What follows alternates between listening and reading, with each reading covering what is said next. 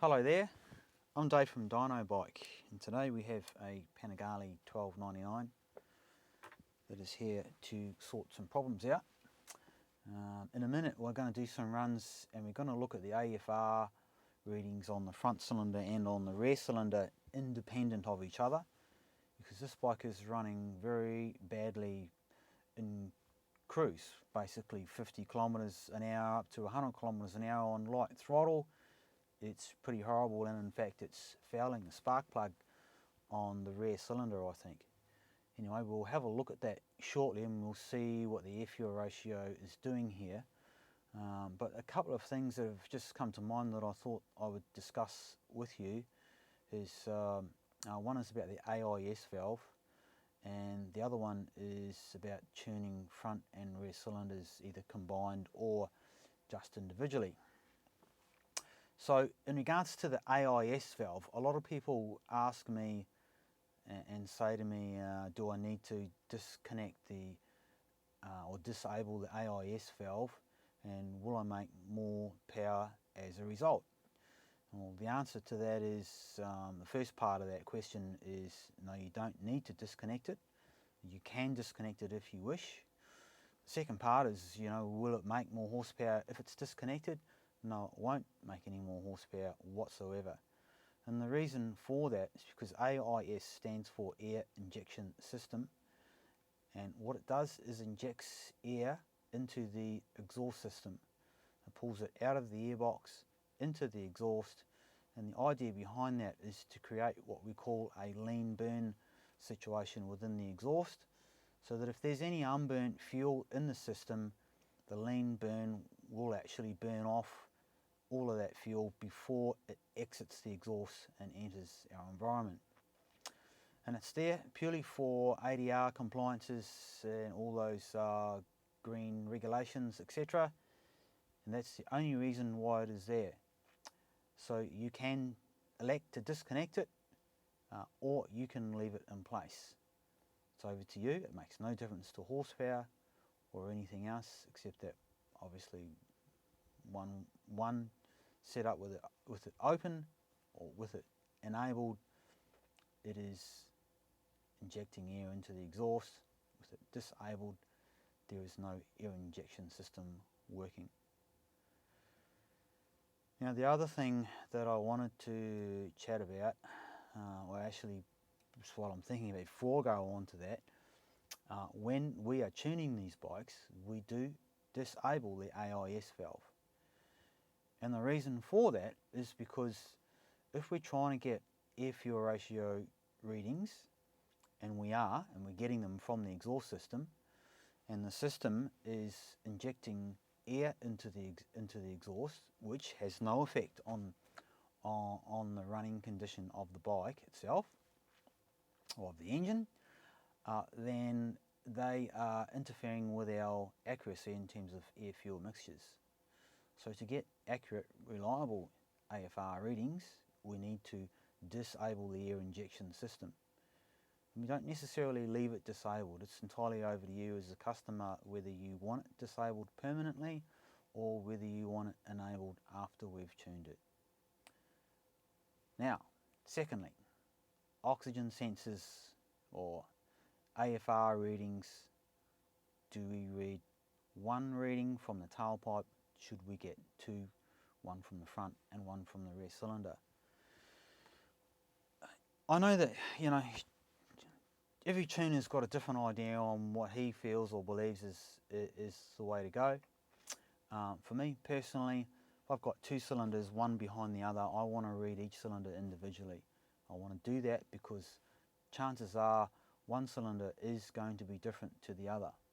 Now, in some cases it may not be any different, and that's fine. But first of all, we need to know that.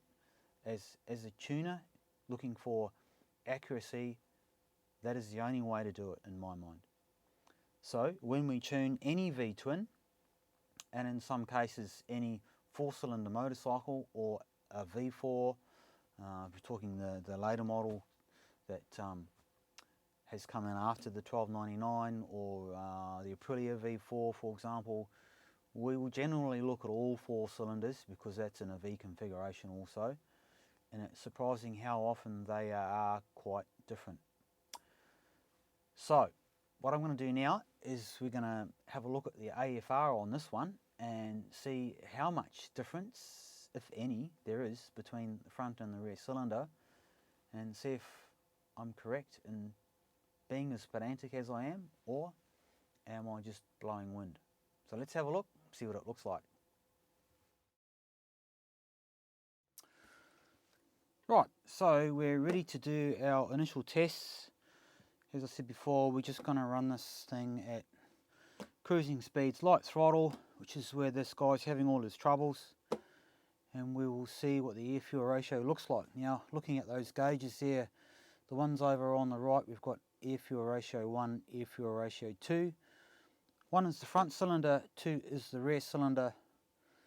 The middle gauge there is RPM. The one right over here on the left-hand side is our load control for the dyno. You can see the needle's pointing at 5%. We've just got a little bit of load on it, as would be the case riding it down the road. And underneath all of those is one that says speed, which is in kilometres an hour. So I'm going to start this bike up, let it idle for a few seconds, and then we'll ride it, simulate like we're going to the supermarket or to the local cafe. So let's see what happens.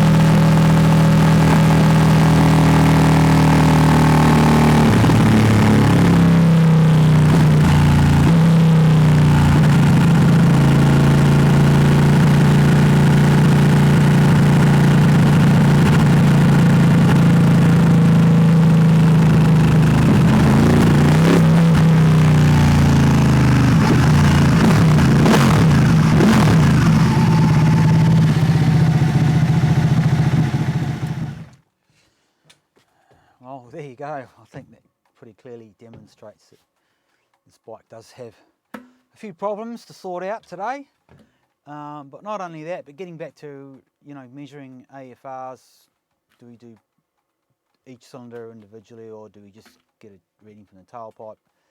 This clearly demonstrates that getting a reading from the tailpipe, is never ever going to fix this bike, not in a million years. You're just never going to know where you're actually at. In fact, I can't imagine what sort of reading you would get from the tailpipe with this thing being so far out of whack.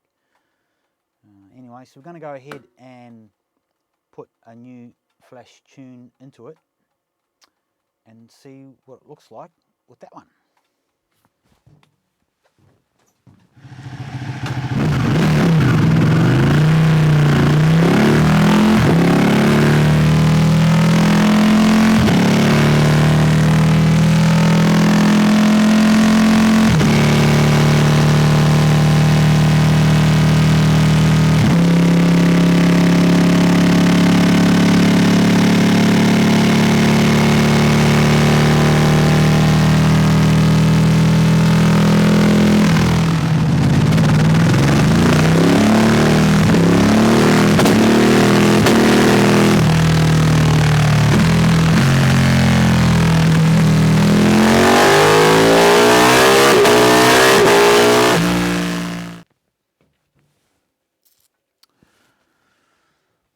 Okay, so now that we've sorted out the bottom end and the cruising aspect of this bike, and it now runs nicely, what about the top end? What about performance? What sort of figures is this bike producing? What was it before? What is it afterwards? Well, I don't think I mentioned it before, but this bike has actually got a full Akrapovic titanium system on it. And we've already done our base runs. We know what power it was putting out without any tuning or any flashing whatsoever. In fact, the ECU was box stock standard. It hasn't got any up maps in it or anything. It's as it comes out of the factory. So we know what those stock figures are. And while we've been mucking around with the bottom end, I've also adjusted all the rest of the mapping as well. I mean, it makes sense to do it all while it's here.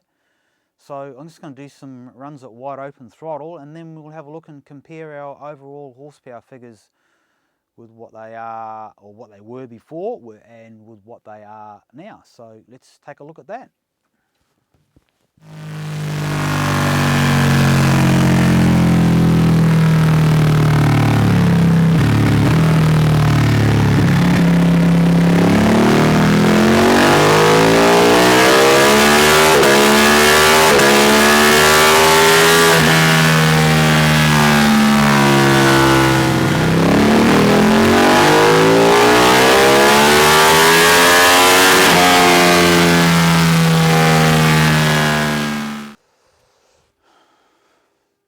So we've got a nice little gain there, both top end as well.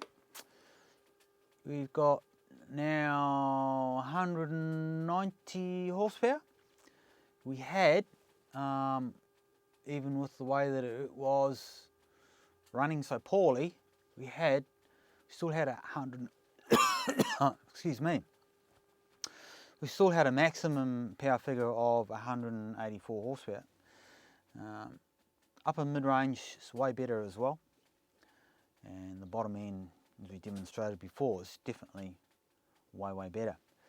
So all in all, it's a pretty good result for this one. I'll post all these graphs up in a minute for you to have a look at.